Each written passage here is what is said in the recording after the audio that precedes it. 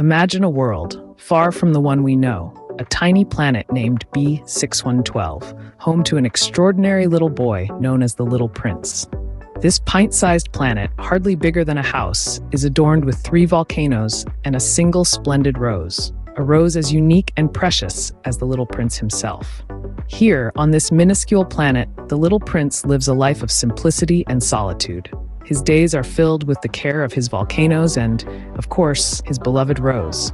He waters her, protects her with a glass globe at night, and listens to her vain but charming talks. This rose, with her thorns and her beauty, is his world. But a day comes when curiosity stirs within the Little Prince. His heart yearns for company and his mind thirsts for knowledge beyond the confines of his tiny planet. And so the Little Prince embarked on a journey, leaving behind his rose and his tiny planet in search of knowledge and companionship. The Little Prince journeyed across the universe, hopping from one planet to another, meeting a variety of strange adults along the way. His first encounter was with a king, a ruler who had no subjects, yet insisted on his royal authority. The king was alone, commanding an empty world, and this puzzled the Little Prince. He wondered, how can one rule with no one to rule over? Next, he met the conceited man who only sought admiration. This man lived solely for applause, for the recognition of an audience that wasn't there. The Little Prince found this quite odd. Why seek admiration when there's no one around to admire you, he thought. Then, he came across a tippler, a man who drank to forget his shame of drinking.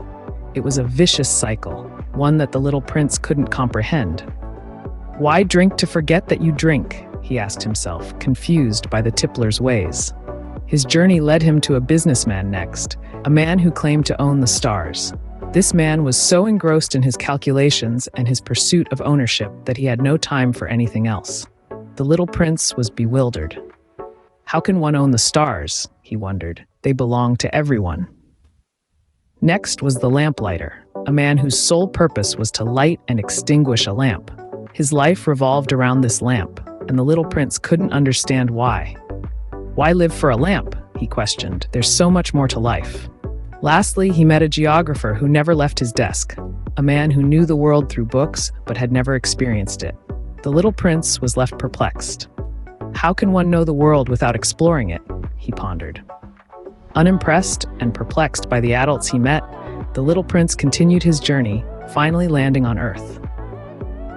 On Earth, in the vast desert, the Little Prince met a stranded pilot and a wise fox.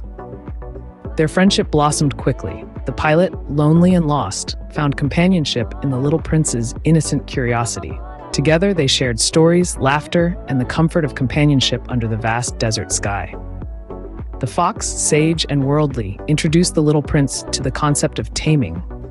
Taming, the fox explained, is about forming connections. It's about understanding someone deeply, seeing past their outward appearance, and cherishing the bond formed.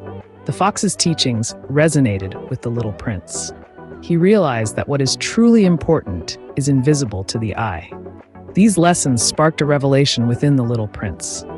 He began to understand the profound bond he shared with his rose back on his tiny asteroid.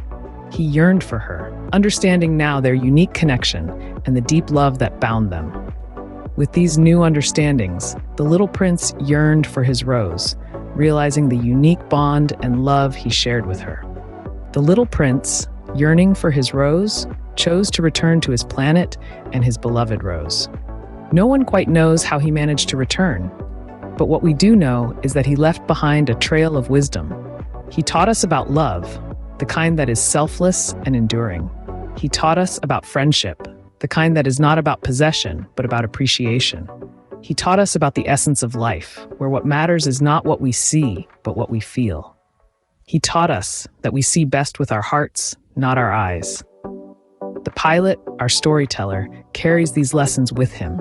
His memory of the Little Prince, a beacon of hope and understanding. He yearns for his little friend, but he knows that in his heart the Little Prince is alive and well, still tending to his rose.